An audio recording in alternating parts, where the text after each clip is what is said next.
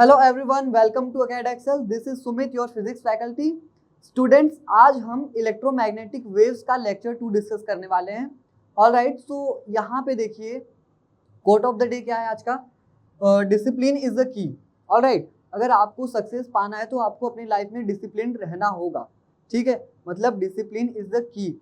अगर आप अपने लाइफ में चाहे किसी भी पड़ाव में हो, अगर आप डिसिप्लिन रह के काम करते हैं तो आपको सक्सेस मिलेगी ही मिलेगी। तो देखिए लर्निंग ऑब्जेक्टिव्स क्या क्या है हमारे आज के। हमें क्या पढ़ना है, relationship between electromagnetic waves and momentum. Okay, हम मोमेंटम देखेंगे इलेक्ट्रोमैग्नेटिक वेव का। Investigate real world application of electromagnetic spectrum. Electromagnetic spectrum का हम रियल वर्ल्ड एप्लीकेशन देखेंगे। We will examine the energy carried by electromagnetic waves. Okay, energy देखेंगे कि उसकी energy कितनी होती है। Classify the different regions of the electromagnetic spectrum. ठीक है, इलेक्ट्रोमैग्नेटिक स्पेक्ट्रम को किस ऑर्डर में अरेंज किया गया है वो देखेंगे हम। Explore the force exerted by electromagnetic waves. किसी भी सरफेस पे electromagnetic waves due to its momentum कितना फोर्स लगा रही है, वो चीजें हम यहाँ पे डिस्कस करने वाले हैं। ऑलराइट, सो यहाँ पे हम देखते हैं फर्स्ट टॉपिक क्या है, momentum of the electromagnetic waves. आप देखिए अभी तक हमने मोमेंटम किन चीज़ों का कैलकुलेट किया था। हमने बेसिकली किसी भी ऑब्जेक्ट का मोमेंटम कैलकुलेट किया था जिसके पास मास हो। बेसिकली वो क्या रहता था, मैटर रहता था। ऑलराइट, लेकिन ये तो वेव है। अब वेव के पास मोमेंटम होगा क्या? तो इस चीज को डी ब्रोगली ने अपने हाइपोथेसिस में रिप्रेजेंट किया था कि हम इलेक्ट्रोमैग्नेटिक वेव्स का भी मोमेंटम डिफाइन कर सकते हैं। ऑलराइट, और वो मोमेंटम कितना होता है, P is equals to H by lambda. Okay, P is equals to H by lambda. तो यहाँ पे जो H है वो क्या है, प्लैंक्स कांस्टेंट। प्लैंक्स कांस्टेंट, और इसकी वैल्यू कितनी होती है, 6.626 इंटू 10 की power -34 joule second. Alright, H की वैल्यू इतनी होती है। और यहाँ पे लैम्डा क्या है, lambda is wavelength of EMW। Alright, lambda क्या है, वेवलेंथ है इलेक्ट्रोमैग्नेटिक वेव का, एंड P क्या है, मोमेंटम है। ऑलराइट, अगर हम लैम्डा की फॉर्मूला लिखना चाहें तो क्या हो जाएगा, H बाय P। ऑलराइट, ये फॉर्मूले बहुत ज़्यादा इंपॉर्टेंट है, आपको याद होने चाहिए। तो मैं इसको बॉक्स में पैक कर देता हूँ।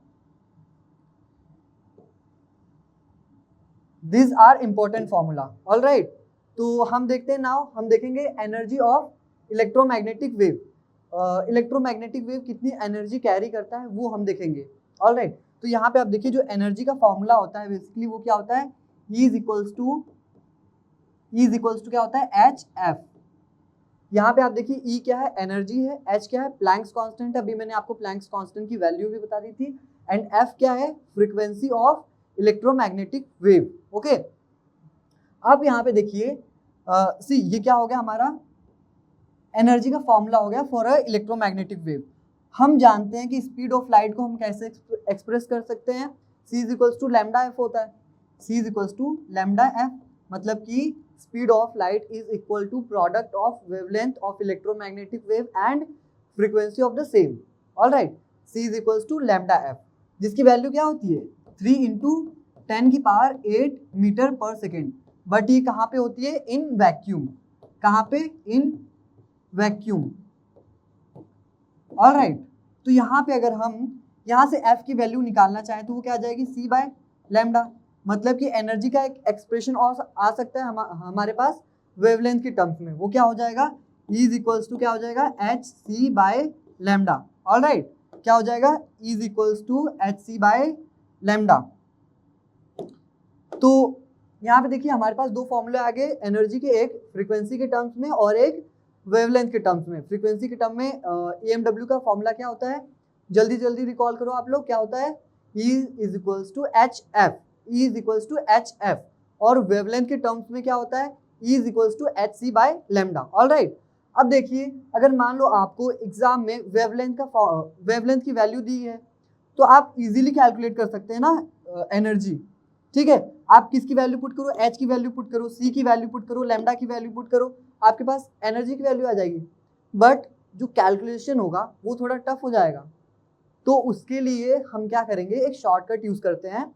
अगर मान लो आपको लैम्डा जो है, जो वेवलेंथ है, अगर वो मान लो आपको नैनोमीटर में गिवन है, ठीक है, देखो यहाँ पे मैं आपको एक शॉर्टकट बताता हूँ सो दैट आप एनर्जी जल्दी से कैलकुलेट कर पाए। ऑलराइट, अगर आपको lambda is given in nanometre, तो आप कौन सा फॉर्मूला यूज करेंगे एनर्जी के लिए, E is equals to H C की जगह आप लिखेंगे 1240, 1240, ठीक है, 1240 अपॉन लैम्डा। ये जो लैम्डा रहेगा किस में रहेगा, नैनोमीटर में, ठीक है, किस में रहेगा, नैनोमीटर में। तो जो एनर्जी की वैल्यू आने वाली है वो किस में रहेगी, इलेक्ट्रॉन वोल्ट्स में। किस में रहेगी, इलेक्ट्रॉन वोल्ट्स। ऑलराइट, तो ये एक बहुत अच्छा शॉर्टकट है।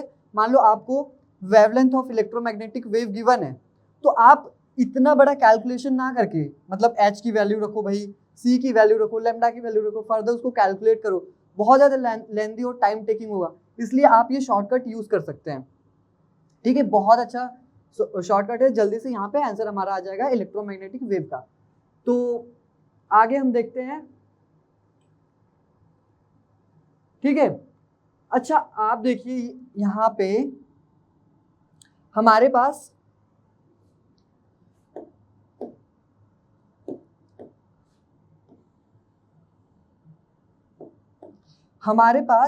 मोमेंटम ऑफ इलेक्ट्रोमैग्नेटिक वेव कितना था, मोमेंटम ऑफ इलेक्ट्रोमैग्नेटिक वेव क्या था, P इज इक्वल्स टू क्या था, H बाय लैम्डा। मतलब मैं अगर यहाँ से 1 बाय लैम्डा की वैल्यू कैलकुलेट करूँ तो वो क्या आ जाएगी, P बाय H, ठीक है, क्या आ जाएगी, P by H। 1 by lambda is equals to क्या आ जाएगा, P by H, P by H, this is H, okay, P by H। तो आप यहाँ पे देखिए, अगर हम 1 बाय लैम्डा की वैल्यू यहाँ पे पुट करते हैं तो हमारे पास एनर्जी का जो एक्सप्रेशन है वो कैसा आता है, 1 बाय लैम्डा की वैल्यू हम पुट कर रहे हैं P by H into multiply में क्या है, एच सी है, एच सी। तो E इज इक्वल्स टू क्या हो जाएगा, H से H कैंसिल, PC। मतलब एनर्जी का फॉर्मूला अगर हम मोमेंटम की टर्म्स में लिखें तो वो क्या आ जाएगा, E is equals to PC, where E is energy, P is momentum and C is speed of electromagnetic wave. Okay, अगर हम मोमेंटम को एक्सप्रेस करना चाहें एनर्जी के टर्म्स में तो वो क्या हो जाएगा हमारे पास, E बाय C, क्या हो जाएगा, E बाय C। ऑलराइट, बहुत ही इंपॉर्टेंट फॉर्मूले हैं दोनों आपको लर्न होना चाहिए। अभी तक हमने कौन कौन सा फॉर्मूला डिस्कस कर लिया, देखिए हमारे पास हमने मोमेंटम देखा इलेक्ट्रोमैग्नेटिक वेव का कितना था, P is equals to H by lambda, ठीक है। अगर हम वेवलेंथ कैलकुलेट करना चाहें तो क्या आ सकता है, lambda is equals to H by P। Further हमने देखा एनर्जी कितना है, E is equals to HF है। ऑलराइट, अगर उसको हम वेवलेंथ के टर्म्स में एक्सप्रेस करें तो क्या हो जाएगा, E is equals to HC by lambda. Fine, and if I want to see a relationship between energy and momentum of electromagnetic wave, तो वो क्या होगा, E is equals to PC, क्या होगा, E is equals to PC, simply E is equals to PC, where E is energy, P is momentum and C is speed of light। तो momentum को मैं कैसे एक्सप्रेस कर सकता हूँ, P is equals to E by C। All right, तो यहाँ पे अब हम नेक्स्ट टॉपिक देखते हैं, that is change in momentum and force exerted bye on reflecting in non reflecting surface by EMW, ठीक है। मान लो अभी हमने देखा कि जो हमारा इलेक्ट्रोमैग्नेटिक वेव है उसके पास क्या है, मोमेंटम है। इट मीन्स अगर वो किसी भी सरफेस पे स्ट्राइक करेगा तो वो ड्यू टू इट्स मोमेंटम वो क्या एक्सर्ट करेगा, उस पर एक फोर्स एक्सर्ट करेगा। तो यहाँ पे हमें बेसिकली हमारे सिलेबस में दो केसेस हैं, first one is reflecting surface and second one is non reflecting surface. Okay, तो हम उस पर देखेंगे कि चेंज इन मोमेंटम कितना हो रहा है and due to its momentum उस पर फोर्स कितना लग रहा है। ऑलराइट, यहाँ पे इसके बेसिस पे प्रीवियस ईयर्स में डायरेक्ट क्वेश्चंस पूछे गए हैं कि मान लो आपके पास एक रिफ्लेक्टिंग सरफेस है तो बताइए कि उस पर फोर्स कितना लगेगा। ओके, तो यहाँ पे आप देखिए फर्स्ट केस हम देखते हैं रिफ्लेक्टिंग सरफेस के लिए। फर्स्ट केस देखते हैं हम,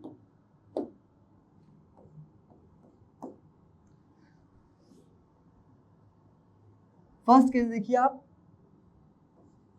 रिफ्लेक्टिंग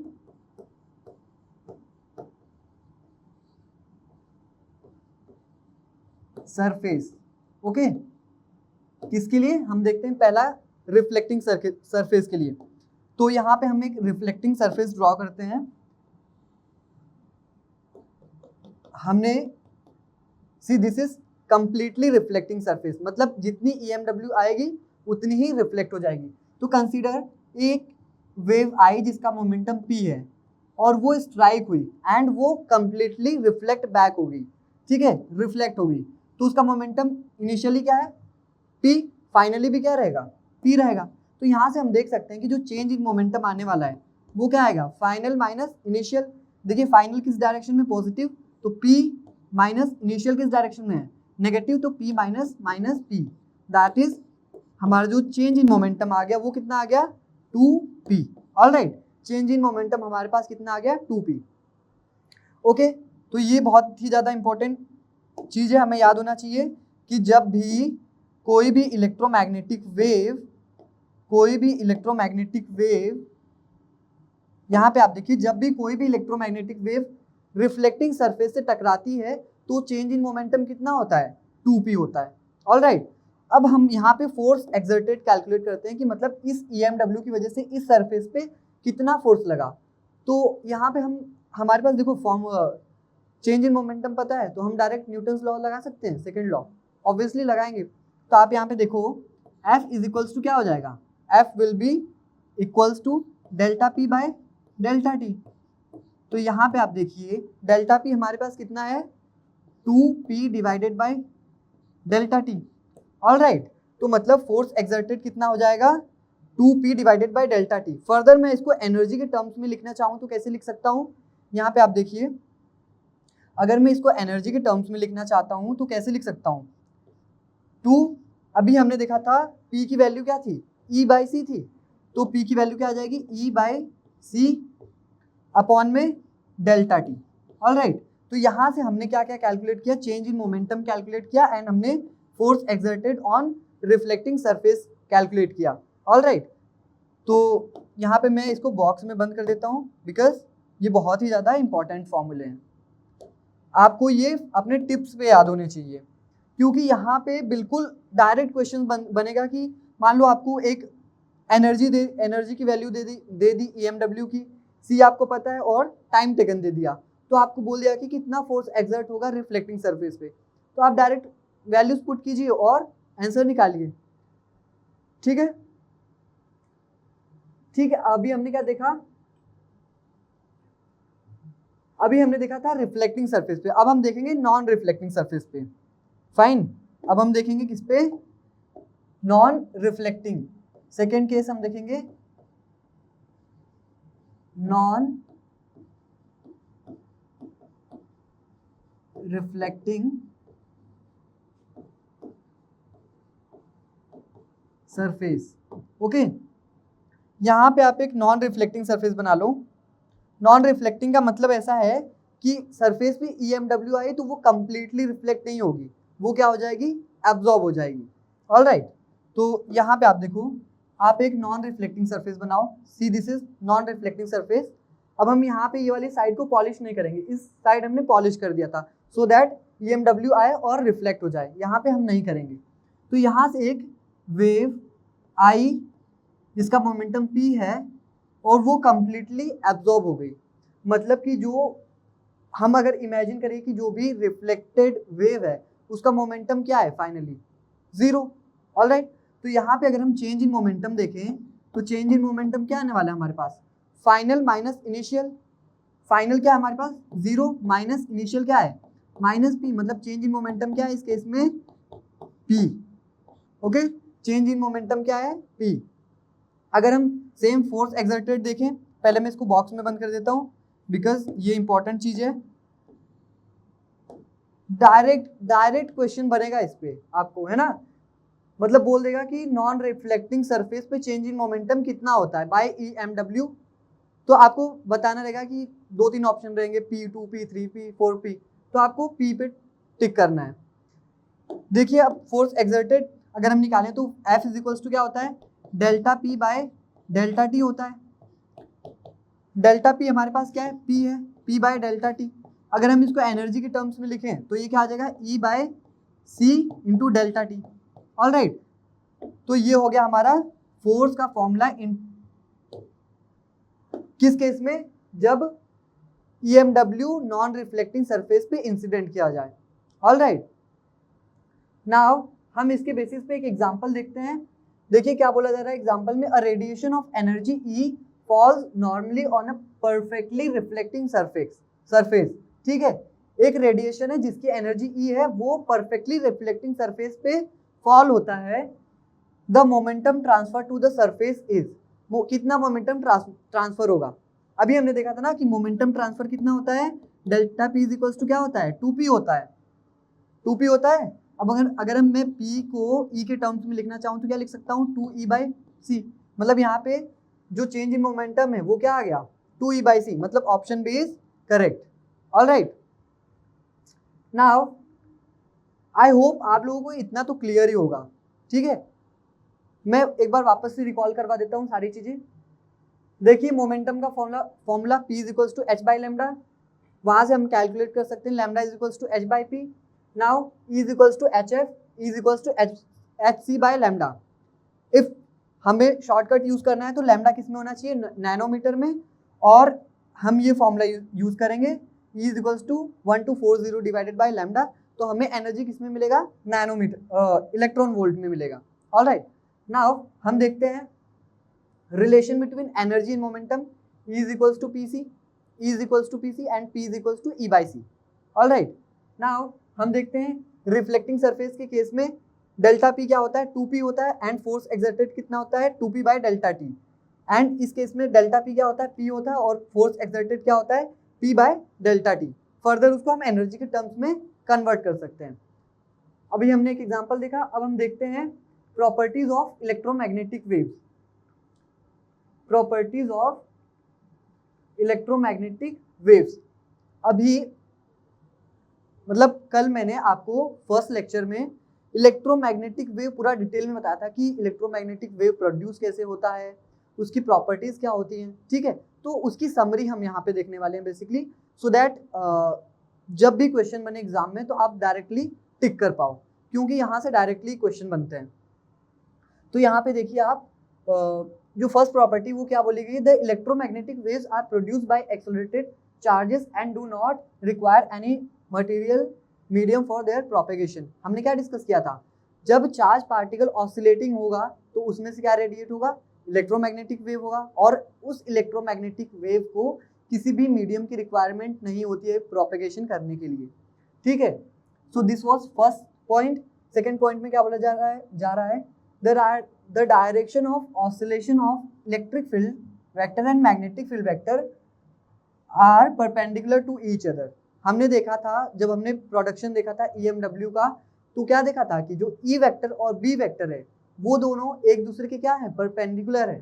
ठीक है, और वो किसके परपेंडिकुलर है, डायरेक्शन ऑफ प्रोपेगेशन को। और ये चीज क्या इंडिकेट करती है कि जो इलेक्ट्रोमैग्नेटिक वेव है वो किस नेचर का है, वेदर लॉन्गिट्यूडनल या ट्रांसवर्स, ऑब्वियसली ट्रांसवर्स।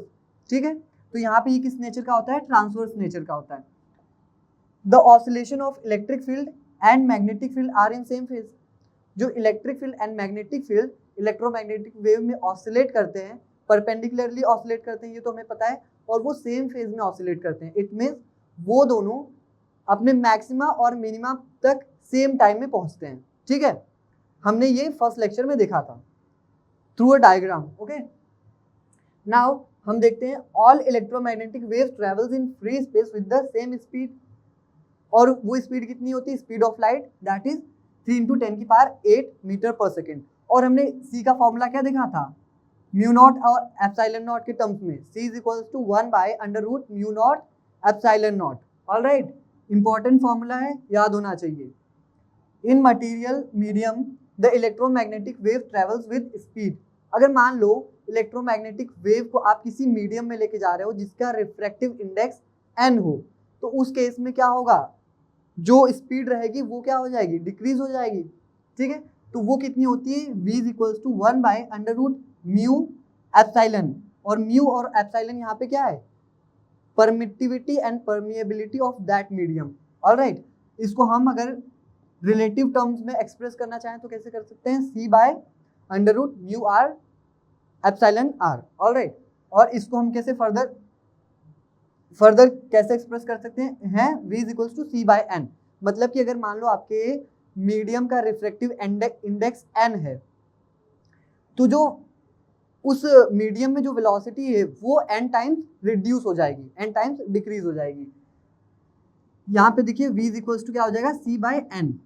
मतलब कि v क्या है, speed of electromagnetic wave in medium and it is reduce by n times. Okay, मतलब जो n है बेसिकली क्या है, रिफ्रैक्टिव इंडेक्स टाइम्स वो क्या हो गया, रिड्यूस हो गया उस मीडियम में। यही था इसका मतलब, where n is refractive index of the medium. ठीक है, नाउ हम देखते हैं the amplitude ratio, this is basically ratio. Okay, the amplitude ratio of electric and magnetic field is, हमने क्या पढ़ा था, E0/B0 क्या पढ़ा था, c पढ़ा था।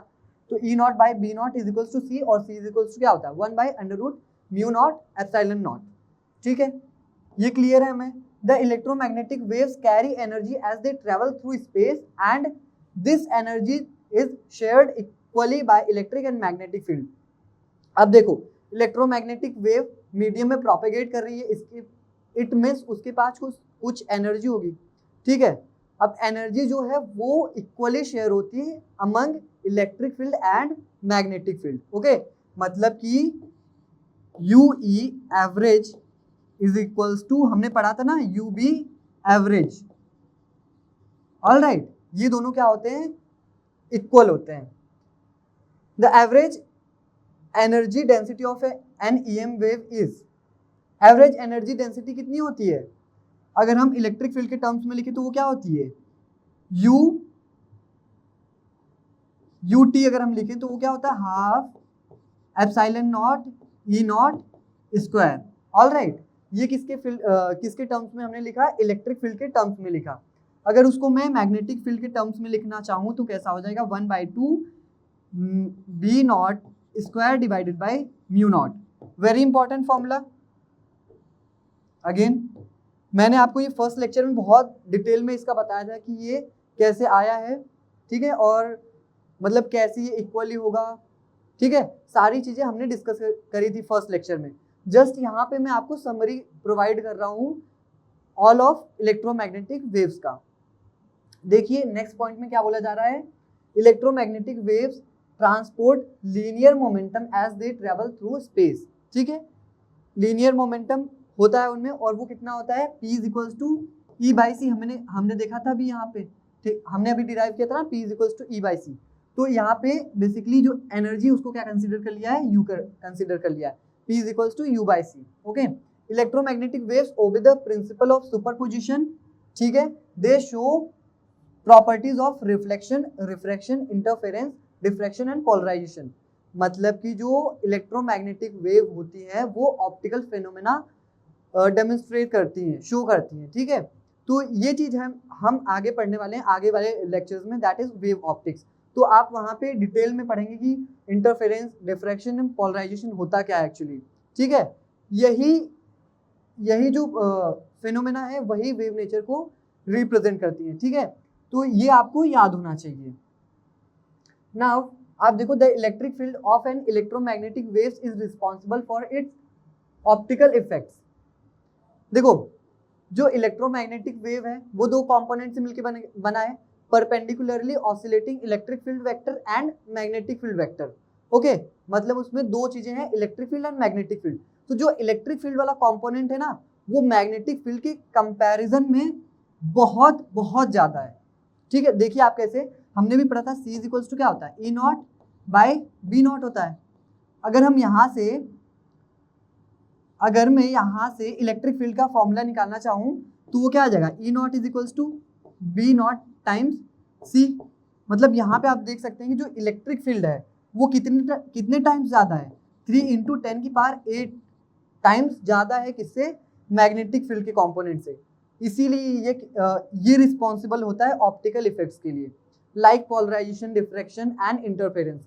अभी मैंने बताया कि हम आगे चल के इन जो फिनोमेना है, इफेक्ट्स हैं, इनको पढ़ने वाले हैं। Alright, so this was all about summary of electromagnetic waves. So electromagnetic spectrum देखते हैं हम। इलेक्ट्रोमैग्नेटिक स्पेक्ट्रम क्या होता है, देखिए, the orderly distribution of electromagnetic waves in accordance with their wavelength or frequency into distinct groups having widely differing properties is called electromagnetic spectrum। all right, मतलब इसका कहने का क्या मतलब है, इलेक्ट्रोमैग्नेटिक वेव्स जो है वो डिफरेंट वैरायटी की हैं, ठीक है, और सबका वेवलेंथ एंड जो फ्रीक्वेंसी है वो अलग अलग है, ठीक है। जैसे कि आपने नाम सुना होगा एक्सरे, गामा रे, तो ये क्या है, एक पार्ट है इलेक्ट्रोमैग्नेटिक वेव का, और सबकी ही वेवलेंथ एंड फ्रीक्वेंसी डिफरेंट होती है। तो हमने क्या किया है, डिफरेंट इलेक्ट्रोमैग्नेटिक वेव्स को उनके वेवलेंथ एंड फ्रीक्वेंसी के अकॉर्डिंग उनको हमने ऑर्डरली अरेंज कर दिया है, तो उसको उस स्पेक्ट्रम को क्या बोला गया है, इलेक्ट्रोमैग्नेटिक स्पेक्ट्रम। ऑलराइट, तो यहाँ पे देखिए तो देखिए जो इलेक्ट्रोमैग्नेटिक वेव्स होती हैं बेसिकली वो कौन कौन सी होती हैं, उसके लिए मैं आपको एक शॉर्ट ट्रिक बताता हूँ। क्या है, Ram invisible under X rays and gamma rays, ठीक है।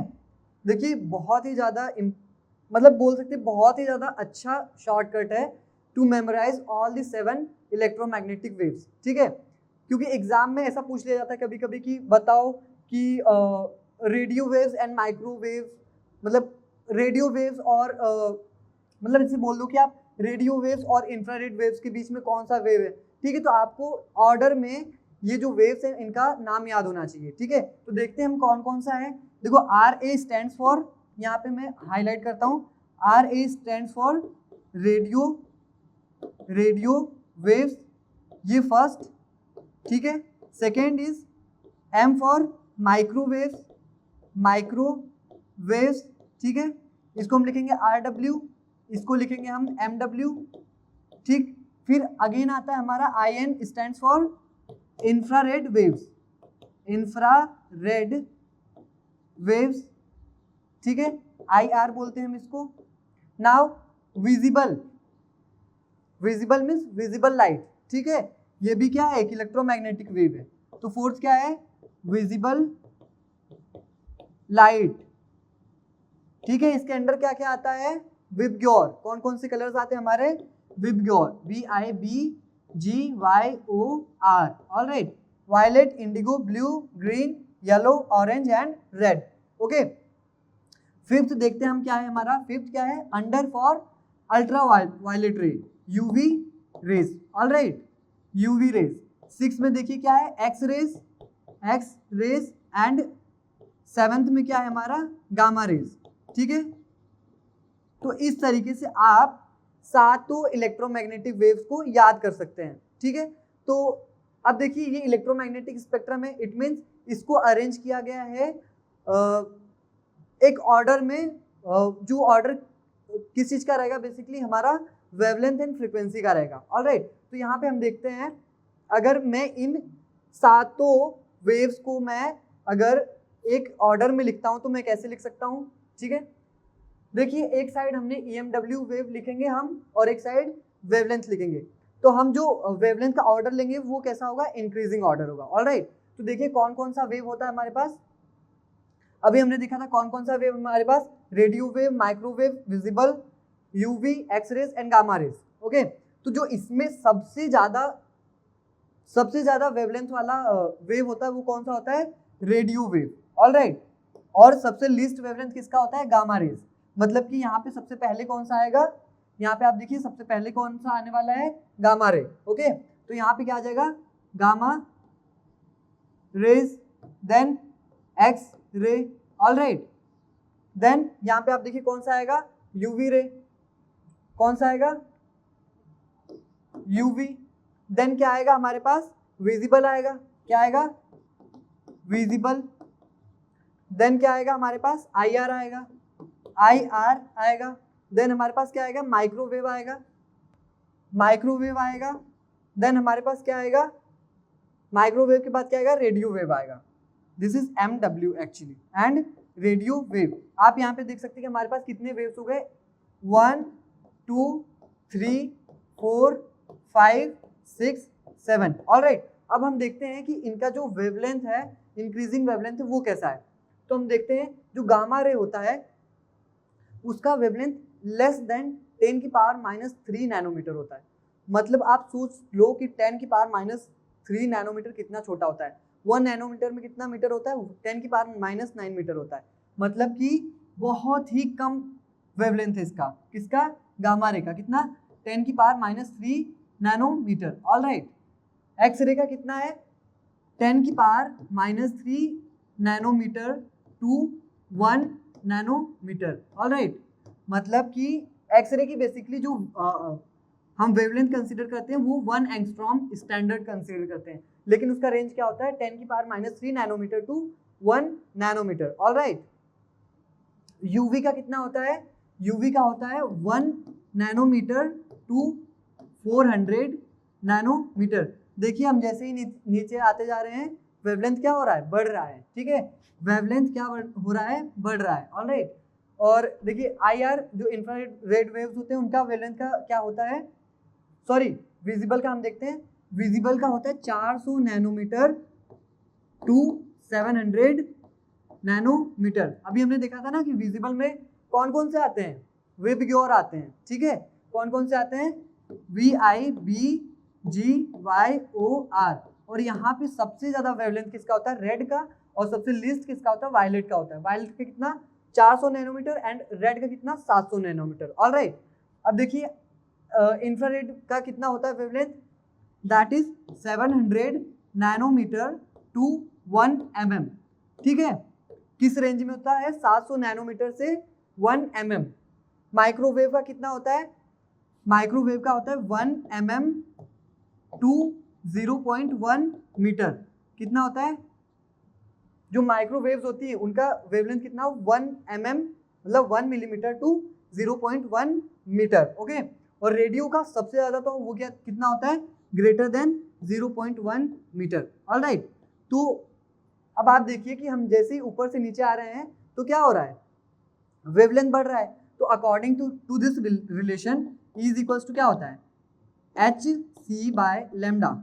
HC by lambda, since lambda बढ़ रहा है तो E क्या होगा, डिक्रीज होगा, एनर्जी क्या होगी, डिक्रीज होगी। अब एनर्जी डिक्रीज हो रही, इट मीन्स फ्रीक्वेंसी भी क्या होगी, डिक्रीज होगी। ठीक है, अगर हम ऊपर से नीचे आ रहे हैं तो अगर हम फ्रीक्वेंसी की बातें करें तो फ्रीक्वेंसी क्या होगी, डिक्रीज होगी। ऑलराइट, मतलब कि सबसे ज्यादा फ्रीक्वेंसी किसकी है, गामा की है, एंड सबसे लीस्ट फ्रीक्वेंसी किसकी है, रेडियो वेव्स की है। ऑलराइट, तो हम अब देखेंगे इसकी कुछ प्रैक्टिकल एप्लीकेशंस। यहाँ पे आप देखिए, पहले हम इनके बेसिस पे कुछ एग्जांपल्स देख लेते हैं। Which colour of the light has longest wavelength. अभी हमने डिस्कस किया था कि सबसे ज्यादा वेवलेंथ किसका होता है। यहाँ पे देखिए ऑप्शन कौन कौन से, ग्रीन, वायलेट, रेड, ब्लू, सभी विजिबल है, और विजिबल में सबसे ज्यादा वेवलेंथ किसका होता है, रेड का होता है। तो करेक्ट ऑप्शन इज सी। आगे देखिए, if lambda V, lambda X and lambda M represent the wavelength of visible X and microwaves, then हमें इन वेवलेंथ को इस ऑर्डर में जमाना है। ठीक है, इंक्रीजिंग ऑर्डर में। तो आप देखिए यहाँ पे देखिए कि सबसे ज्यादा वेवलेंथ किसका है। यहाँ पे हमको कौन कौन सा बोला गया, विजिबल कंसीडर करना है, एक्स कंसीडर करना है, और माइक्रो कंसीडर करना है। तो आप यहाँ पे देखिए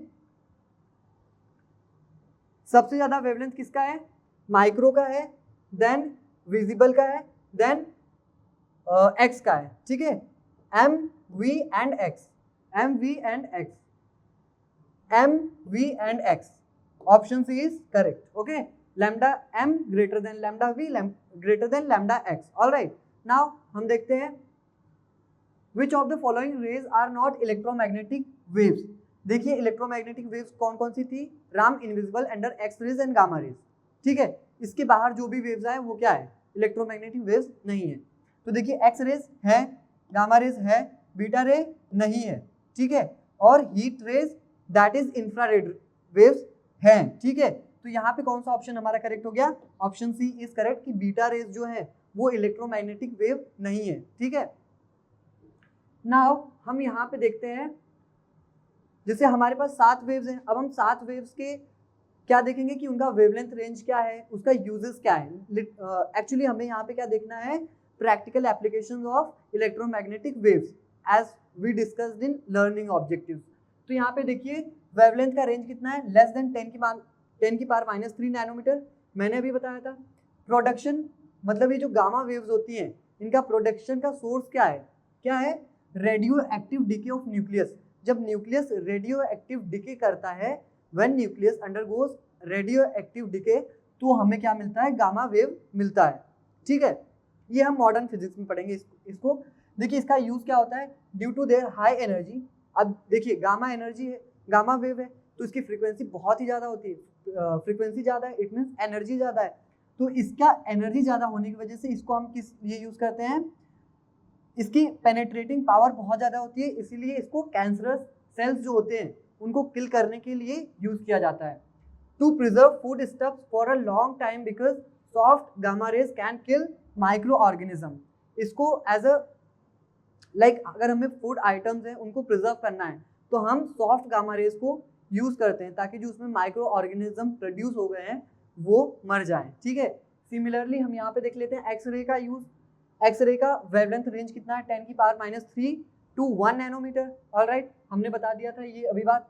प्रोडक्शन सोर्स का कहाँ से, एक्सरे ट्यूब्स और इनर इलेक्ट्रॉन्स। ठीक है, एक्सरे ट्यूब से हम एक्सरेज को प्रोड्यूस कर सकते हैं। तो यहाँ पे हम इसके मेन यूजेस देखते हैं। तो ये बेसिकली एक्सरे, हम बोलते हैं ना कि अगर किसी को बोन में फ्रैक्चर हो गया या कुछ हो गया तो हम बोलते हैं ना एक्सरे करवा लो, तो मतलब इसका हम मेडिकल डायग्नोसिस के लिए यूज करते हैं, मेडिकल डायग्नोसिस। ठीक है, इमेजिंग के लिए बेसिकली। तो because x raise can pass through flash but not through bones, इसलिए हम इसको किस लिए यूज करते हैं, एक्सरे इमेजिंग के लिए यूज करते हैं। ठीक है, in the study of crystal structure. अब जब आप अगर मान लो हायर एजुकेशन लेंगे तो वहाँ पे आप पढ़ेंगे कि जो एक्सरेज होते हैं उनका यूज हम क्रिस्टल स्ट्रक्चर की स्टडी के लिए करते हैं। ठीक है, सिमिलरली आपको यहाँ पे अदर वेव्स गिवन है, जैसे अल्ट्रा वायलेट लाइट है तो उसका क्या यूज़ है, उसका वेवलेंथ रेंज क्या है। ठीक है, तो ये सारी चीज़ें आपको आनी चाहिए, आपको यहाँ पे गिवन है, आप इसको अच्छे से पढ़िए, अच्छे से लर्न कीजिए, सो दैट एग्जाम में इसके बेसिस पे जब भी डायरेक्ट क्वेश्चन आए तो आप टिक करें और आगे बढ़ जाएं। ठीक है, तो यहाँ पे देख लेते हैं हम अल्ट्रा वायलेट, एक लास्ट डिस्कस करवा देता हूँ, बाकी आप पढ़ लेना। वेवलेंथ रेंज कितनी है, 1 nm to 400 nm। इसका प्रोडक्शन का सोर्स क्या है, inner shell electrons in atoms moving from one energy level to lower energy level. जब इलेक्ट्रॉन ट्रांजिशन करता है from higher energy level to lower energy level तो हमें क्या मिलता है, अल्ट्रा वायलेट लाइट मिलती है। ठीक है, इसका यूज इन फूड प्रिजर्वेशन। ठीक है, ये भी क्या करता है, माइक्रो ऑर्गेनिज्म को किल कर देता है। और किस में यूज किया जाता है, to detect adulteration ghee because of its property of fluorescence. Okay,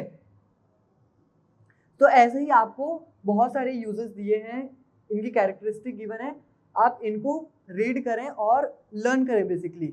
यहाँ पे तो शॉर्ट में छोटी छोटी पॉइंट्स दिए गए हैं, लेकिन आप एनसीईआरटी में जाएं और इसको अच्छे से गो थ्रू होइए। ठीक है, तो यहाँ पे हम देखते हैं, इसके बेसिस पे कुछ क्वेश्चंस देख लेते हैं हम। What is the cause of green house effect. Green house effect का कॉज क्या है, हम 6, 7, 8, 9 हमेशा पढ़ते आए हैं कि ग्रीन हाउस इफेक्ट का कॉज कौन सा रे है, कौन सा इलेक्ट्रोमैग्नेटिक वेव है, दैट इज इंफ्रारेड। ओके, कौन सा, इंफ्रारेड। ऑलराइट, देखो biological importance of ozone layer is, हमेशा पढ़ा है कि ओजोन लेयर क्या करता है, किसको स्टॉप करता है एंटर होने से एटमॉस्फेयर में, अल्ट्रावायलेट को। ठीक है, सन से अल्ट्रावायलेट रेज आ रही है तो वो ओजोन लेयर जो है वो उसको स्टॉप कर देता है। तो यहाँ पे कौन सा ऑप्शन करेक्ट हो जाएगा, ए वाला, it stops ultraviolet rays. Alright, हम देखते हैं the condition under which a microwave oven heats up a food item containing water molecules most efficiently is. देखिए माइक्रोवेव ओवन है, ठीक है, उसमें एक फूड आइटम रखा है, उसमें वाटर मॉलिक्यूल्स प्रेजेंट है, तो कौन सी कंडीशन में ज़्यादा एफिशिएंटली हीट होगा फूड, है ना।